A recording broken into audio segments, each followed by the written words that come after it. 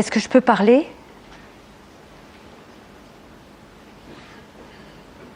C'est bon?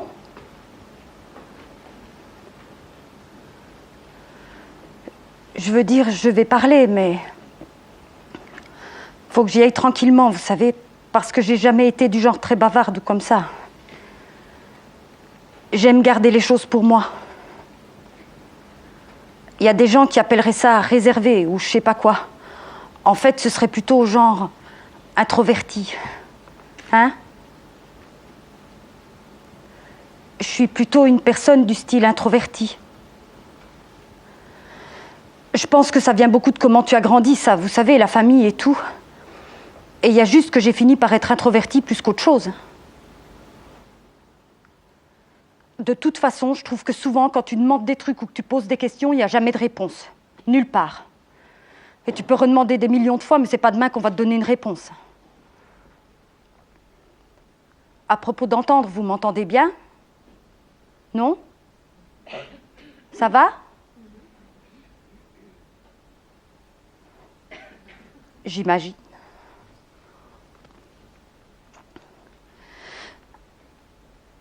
C'est intéressant, vous savez, comment les choses s'arrangent en fin de compte. Bon, pas tant comment elles s'arrangent en fait, je crois. Plutôt comment ça finit par arriver à se passer. D'accord? Les choses se passent, ou finissent par arriver à se passer. On y est probablement pour pas grand-chose. Pourtant, on aimerait bien penser qu'on y est pour quelque chose. D'accord? Putain, comme si on prenait part à toutes les grandes décisions planétaires et toute cette merde, vous savez?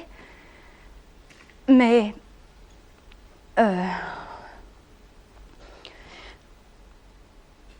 Vous voulez savoir ce que je crois? Je pense qu'on tourne en rond ici. Complètement à côté de la plaque. Et pas la moindre chance de rectifier le tir un jour. Je veux dire, de remettre les choses sur les rails ou je sais pas quoi. C'est juste impossible. Vous voyez, ça fait tellement longtemps qu'on fait les choses de travers que tout ça commence à sembler normal, après un certain temps. Vous savez, comme si c'était comme ça que les choses devaient être. Il y a un mot grec pour ça. Je l'ai appris à l'école. Il me l'a appris. Enfin, j'imagine que je l'ai plutôt entendu dans sa bouche. Parce que si je l'avais appris, je serais capable de vous dire le mot, non? Ouais. Donc je sais que c'est grec, ça j'ai retenu, mais je me rappelle plus ce que c'était.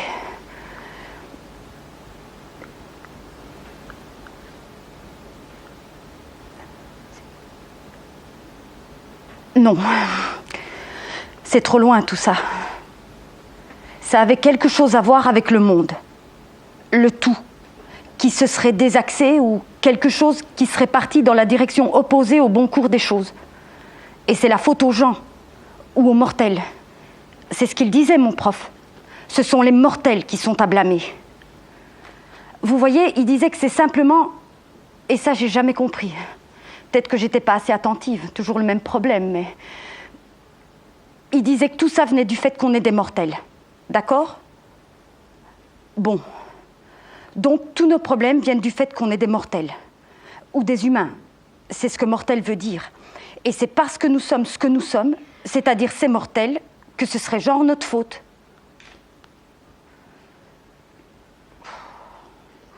Allez m'expliquer ça.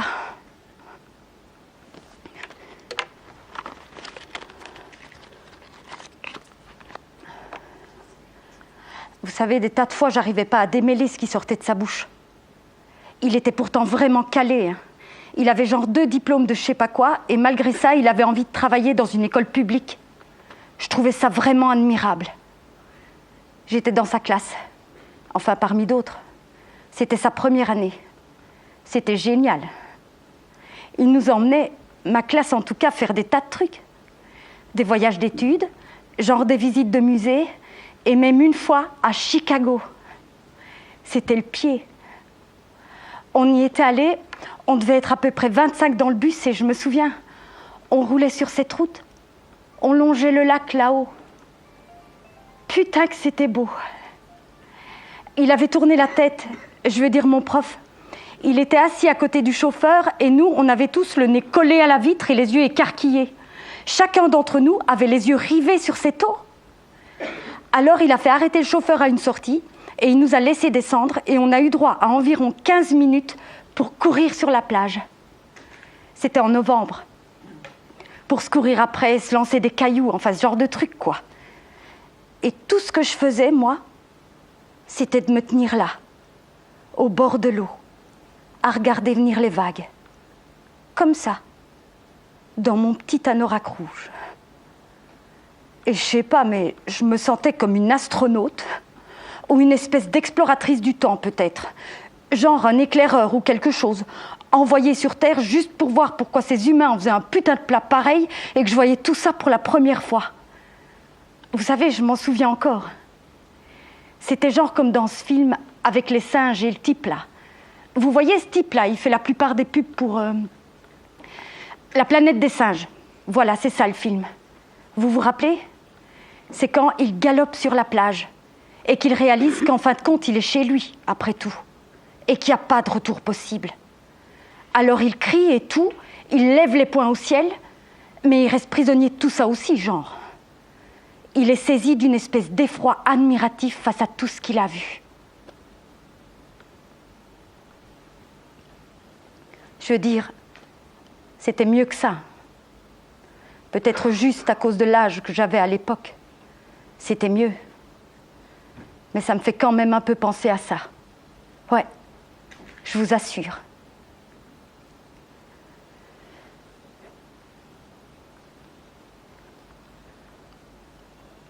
Vous savez ce qui est drôle ? Il m'a dragué, mon prof.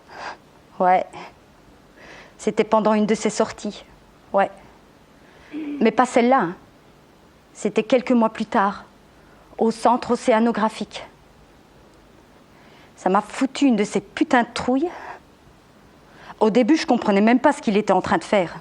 Je veux dire, d'accord, je comprenais, mais j'avais genre 13 ans. Et c'est juste que tu t'attends pas à ce genre de truc quand t'as 13 ans. Bah, peut-être qu'en fait, tu t'y attends jamais. Il arrive derrière moi. On était près du bassin d'observation, là où se trouvent les requins et tout. Et vous voyez, il y avait aussi cette autre prof avec nous. Elle voulait emmener les enfants en bas, dans le couloir, parce qu'il y a un endroit où tu peux manipuler différents trucs sous l'eau. Des crabes, des coquillages, enfin des machins, quoi. Et juste à côté de l'aquarium des requins, il y a une salle obscure où tu peux observer sans qu'il y ait de reflet sur la vitre. Et certains mots m'en avaient été comme effrayés.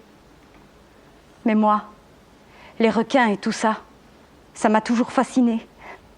Ouais, sérieux. Vous savez, tu dois choisir ta vocation en 7e année. Ils te font faire ce choix au collège, lors de la journée « Choisis ta carrière ». Et moi, j'avais choisi biologie marine. Ouais, je vous jure. Parmi toutes les choses qu'il y avait, moi, j'avais choisi celle-là. Parce que j'aime l'eau. Depuis toujours. Alors lui, mon prof, il me dit que ça allait si je restais là à regarder. On rejoindrait les autres plus tard. Donc, je fixe cet énorme requin marteau. C'est une espèce de requin. Enfin, vous le saviez probablement. Il fonce tout droit sur la vitre. Ce requin s'arrête à quelques centimètres de moi. Tout d'un coup, je sens tout ce poids contre moi. Mon prof me pousse avec son corps et me colle contre la vitre de l'aquarium et je ne peux pas bouger. Il n'a pas dit un mot pendant tout ça. À moi, je veux dire. Je l'entendais juste marmonner des trucs à propos de la noblesse tragique des créatures marines. Enfin, des conneries comme ça. Et tout ce que je peux voir, je ne peux pas bouger d'1 millimètre à cause de la façon dont il me tient. Tout ce que je peux voir, moi, c'est ce requin. Celui que je regardais depuis un moment déjà. Apparaître dans l'eau trouble et me passer devant. Encore et encore. Et c'est seulement quand il est pile au-dessus de moi, toujours en train de tourner, que je peux voir son œil.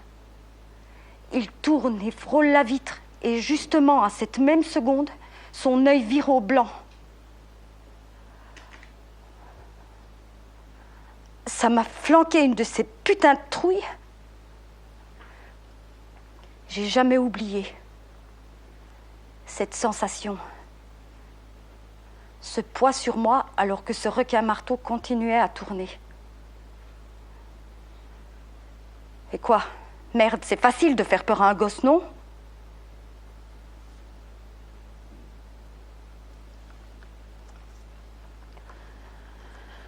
De toute façon, après ça, il m'aurait pas regardé, mon prof. Pas même une seule fois pendant tout le reste du voyage. Et avant ça, il avait toujours été sympa avec moi. Il me taquinait et tout.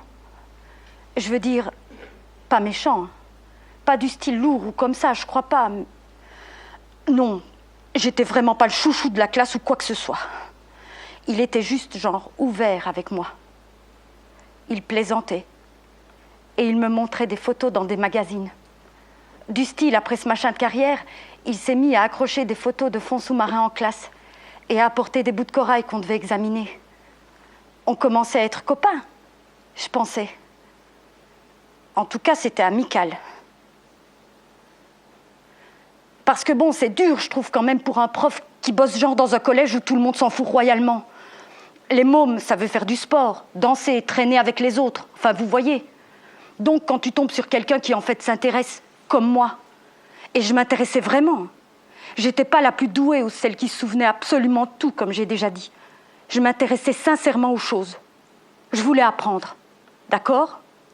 Je sentais que j'avais besoin de comprendre un peu l'univers. Ouais, je vous jure. Parce que ça m'intrigue. Comment ça marche, tout ça. Et je crois qu'un prof flaire ce genre de choses. Il ne faisait que réagir à ça. Donc on a commencé genre à traîner un peu ensemble. Juste à l'école, dans la bibliothèque, ou au centre de documentation à regarder des dias à la pause de midi. C'était bien. C'était bien, c'est tout. Parce que bon putain, j'avais 13 ans, d'accord? C'était bon d'avoir quelqu'un qui pose les yeux sur toi sans te dire de ranger tes chaussettes ou un truc dans le genre. Faut voir les choses en face. 13 ans, c'est un âge plutôt merdique, non? Mais après ça, il ne m'aurait pas regardé. Pourtant, il m'a ramenée à la maison, de l'école. Oui, il a fait ça. Je veux dire, rien. Pas un regard pendant tout le trajet. Dans le bus, il s'assied loin de moi. Mais de retour à l'école, vous voyez, il est responsable de nous. Et tous les parents sont là, c'est un vendredi. Et pas de trace de mon père. Il se pointe pas ce jour-là. On va au secrétariat, on téléphone à son travail, personne à la maison et il vient pas. Une demi-heure passe, plus personne dans l'école à part nous deux. On est assis sur le trottoir à attendre mon père. Finalement, il me dit, mon prof, qu'il peut me ramener si je veux. Il avait une de ces Peugeot vieux modèles. Je m'en souviens parce que je lui avais demandé une fois de m'apprendre à prononcer le mot Peugeot. Couleur crème, elle était la Peugeot. Et il m'a dit qu'il pourrait me ramener si j'en avais envie. C'est ce qu'il a dit. Si tu en as envie. Dans la voiture, je m'en souviens comme si c'était hier. Il écoutait une cassette de cette chanteuse. C'était vraiment tendre et douloureux. Je me rappelle parce que j'avais dû lui demander qui c'était. Je veux dire, ça, c'était pas les Bee Gees. Et j'avais jamais rien entendu de pareil. Une voix si fragile, vous savez. Et il m'a dit que c'était Billie Holiday. C'est son nom et il écoutait que ça. La première chose qu'il m'a dit, je veux dire pratiquement en 5 heures, c'est Billie Holiday. Et il a souri. Il faisait déjà nuit dehors, mais je pouvais le voir sourire. On était arrêtés à un feu rouge et il a dit « C'est la seule musique que j'écoute. » Et puis, tu me fais un peu penser à elle. Tu sais, tu as toujours l'air un peu triste. Souriante, mais triste. J'aime ça.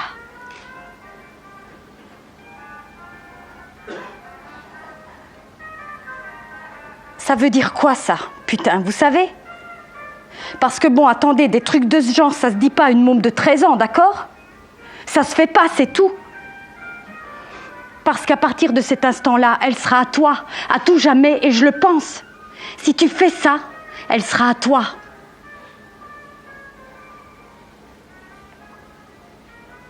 Pas devant ma maison, mais juste un peu plus bas, il y a un fleuriste. Et c'est fermé à 16 heures. Ils s'arrêtent juste devant et se garent dans leur petit parking. Il m'a embrassée. Putain, il m'a embrassée, j'imagine, comme quand ça a été inventé en tout premier lieu. Du style à l'époque de la mythologie et tout ce genre de conneries, vous savez? Quand les hommes étaient des héros et qu'il était encore possible d'être embrassé de cette façon.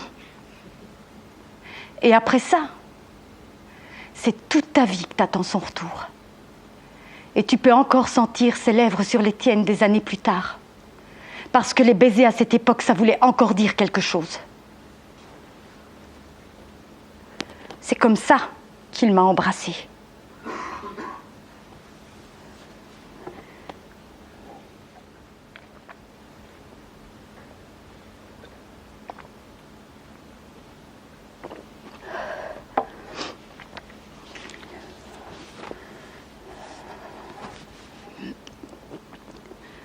Je veux vraiment pas entrer trop dans les détails, quoi. Je veux dire sur la relation et tout ça. Parce que si vous lui avez parlé, vous savez déjà tout de toute façon. Non?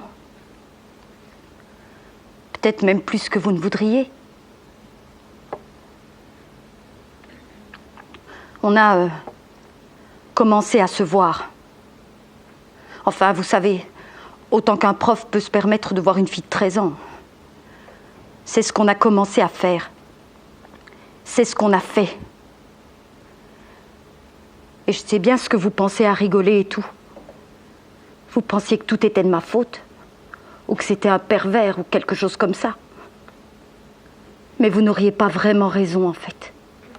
C'était ni l'un ni l'autre. On s'aimait bien, tout simplement. On s'embrassait, des trucs comme ça.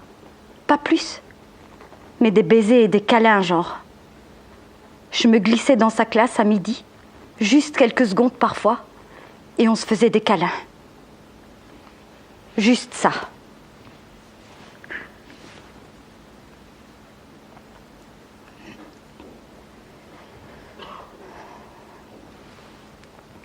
Mon 14e anniversaire. C'était en mars. Je suis poisson. Ah, poisson, qu'est-ce que vous en dites? Je crois que c'était plutôt le week-end. Le jour de mon anniversaire, cette année-là, était tombé sur un jeudi, je crois. Et je crois que c'est arrivé le samedi d'après, en fait. Il est venu me chercher à la bibliothèque, celle du centre-ville où je triais des livres. Bénévolement. Ça offre des tas d'avantages et des trucs du style, si tu donnes un coup de main 2 fois par mois. Mais je lui avais dit à la coordinatrice. De toute façon, c'était aussi qu'une élève de l'école. Je lui ai dit que je me sentais pas très bien et il est venu me prendre et on est parti en bagnole.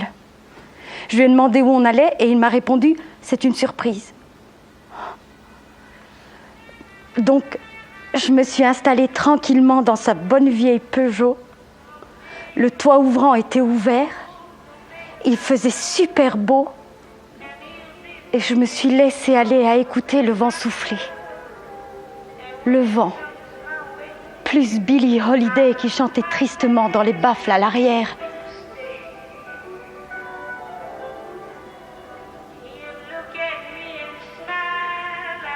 Quand on est arrivé à Chicago, il a foncé tout droit vers le lac, vers la jetée, où il nous avait loué un bateau, un super bateau à moteur rouge. Et putain, c'était tellement incroyable pour moi. Il n'arrêtait pas de faire ce genre de choses. Et il y a un panier à pique-nique et c'est génial. Tout simplement génial. D'être là, sur l'eau, sur le bateau avec lui, c'est juste magnifique. Et il m'a offert un bracelet emballé dans du papier de soie. Il l'avait planqué à l'intérieur de mon sandwich. Ouais, vous vous rendez compte? Il avait fait un trou dans la mie de pain et mis le cadeau dedans. Et j'ai aimé ça. c'était juste adorable. Et j'ai reçu ce merveilleux genre livre d'images des contes et légendes grecques, pour la plupart d'Euripide, parce qu'écoutez, lui, il trouvait qu'Euripide était, le plus humaniste. Enfin, genre celui qui avait le plus d'humanité de tous les écrivains grecs. Il disait que c'était celui qui s'était le plus battu contre ce... Merde, j'arrive toujours pas à retrouver le mot. Mais c'était vraiment le type en colère contre ce monde complètement niqué, et tout ça parce qu'on a le malheur d'être des mortels. Enfin, il y avait un tas de jolis dessins. Et il m'a dit que je l'apprécierais encore mieux en vieillissant. Je l'ai encore.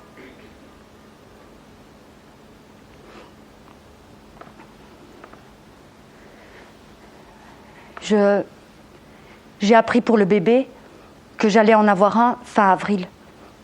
Le 23, je crois. J'ai pas pleuré. J'aurais dû. J'étais qu'une gamine, merde. Mais vous savez, des fois, t'es là à vivre ta vie pendant des années et t'as l'impression de pas grandir du tout. Et puis, il y a ces instants où tu prends des siècles, genre en 2 secondes. Donc, j'ai su et je suis allée tout droit chez lui. J'ai téléphoné d'abord et on a fait le tour de la question. On a parlé longtemps. On a discuté, comme j'ai dit, et il avait l'air... Ça m'a frappée parce que j'avais aucune idée de ce qu'il allait penser. Eh bien, il était tout excité. Non, il n'a pas hurlé comme les adultes et toutes ces conneries. Il a dit qu'il adorait les enfants. Pouvait pas rêver mieux que d'avoir un fils ou quelque chose. Il a dit qu'il fallait qu'on soit prudent. Je veux dire, tous les deux, on comprenait la situation. Mais je lui ai promis que je ne dirais à personne qui était le père. Même dans le cas où mon père à moi allait être vraiment chiant. Et il l'a été. Vous pouvez me croire. Ni à l'école, ni ailleurs. Je lui ai dit que je garderais notre secret. On a conclu ce pacte là, sur le canapé. Et je l'ai respecté. Ce jour-là, il m'a dit qu'il devait partir pour quelques semaines, juste la fin de l'été. Il devait terminer un autre de ses diplômes à Delphi. C'est une université. Et qu'après, vous voyez, on pourrait faire des plans. Ça, c'était dur. Parce que j'avais peur. Je ne vais pas prétendre le contraire. Mais obtenir son diplôme, c'était important et ça pouvait nous aider aussi. Donc on a parlé encore un moment et puis on s'est embrassés. Putain, vous savez, pour dire que c'était une armoire à glace, il était drôlement tendre avec moi. Alors je suis rentrée. Je suis rentrée à la maison avec notre bébé dans mon ventre et j'ai regardé Papa Schultz à la télé, comme tous les après-midi. Je veux dire, qu'est-ce que tu peux faire d'autre, hein?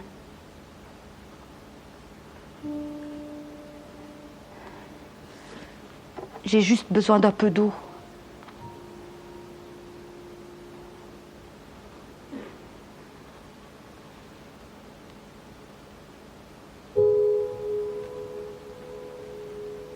D'accord.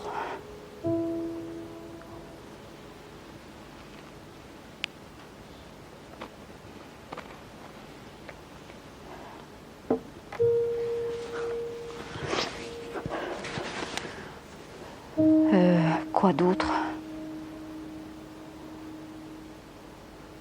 Quand j'ai découvert qu'il avait quitté son poste à l'école, c'était de toute façon par hasard. J'ai passé au service médical pendant l'été, c'était pas si loin de chez nous, pour leur apporter le carnet de vaccination de mon frère. Et la dame là-bas, la secrétaire, elle me dit « Oh, j'ai entendu parler de ton prof de dessin et de sciences à Gardner. » C'est mon école. On est tous sincèrement désolés de le perdre, n'est-ce pas? J'ai pas enregistré grand-chose d'autre, vraiment. Juste encore. Enfin, je suppose qu'ils ont besoin de bons profs à Phoenix, comme partout. Mais j'ai pas demandé une adresse ou quoi que ce soit, non. Je l'ai pas fait parce que je suis restée plantée là tout d'un coup. Plantée là dans ce bureau, avec mes 14 ans et un bébé dans le ventre, et cette bonne femme qui continuait à me rabâcher les oreilles avec le fait que mon frère devait impérativement se faire un rappel contre la rougeole. Est-ce que je savais, moi, s'il avait déjà été vacciné? Et pour moi, le temps s'était figé. C'était comme si le ciel s'était ouvert au-dessus de ma tête, d'un seul coup. Et pendant cette seconde-là, je pouvais entendre l'univers. Cette femme devant moi qui parlait comme si j'étais de la famille, et tout ce que j'entendais, moi, c'était le hurlement du cosmos. Et vous savez quoi? Ça rigolait. Vraiment. Je vous jure, le cosmos déversait ses rires sur moi.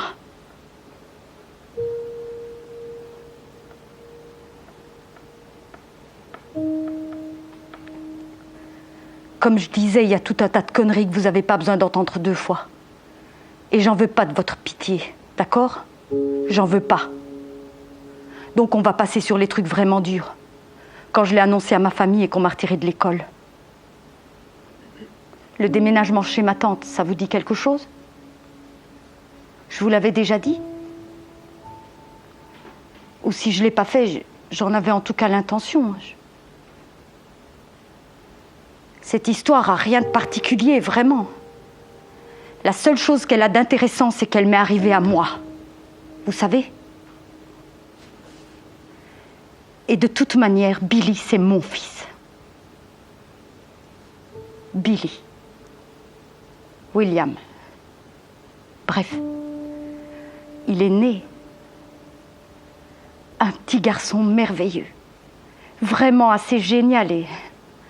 Bien que toutes les mamans disent pareil, il était merveilleux. Je le pense vraiment. Il est génial et... Sans vouloir devenir chiante, je l'ai mis au monde et les années ont passé. Ok ?